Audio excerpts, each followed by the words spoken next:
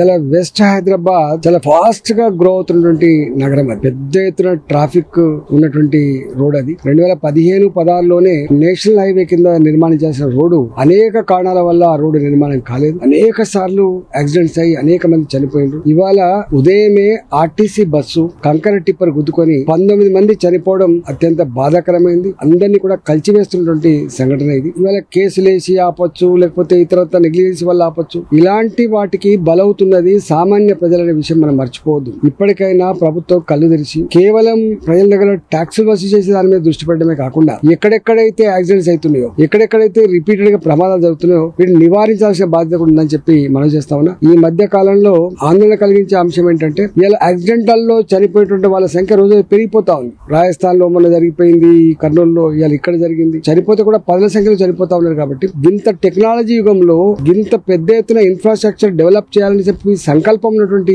ఈ స్టేజ్ లో ఇంకా గిట్లా చనిపోవడం ఇలా సభ్య సమాజం తలదించుకునే పద్ధతిలో ఉంది. కాబట్టి తక్షణమే ప్రభుత్వం ఇంటర్వ్యూన్ అయ్యి ఇవాళ కేసులు వేసిన వాళ్ళు, లేకపోతే కావాలని చెప్పి ఆపే వాళ్ళు, కాంట్రాక్టర్ గా ఉన్నటువంటి వాళ్ళు నెగ్లిజెన్స్ తోటి జరుగుతుందో వీటిని నిర్మూలించి తక్షణమే అభివృద్ధి కార్యక్రమాలు చేపట్టాలని, ప్రజల ప్రాణాలు కాపాడాలని చెప్పి ప్రభుత్వాన్ని డిమాండ్ చేస్తారు.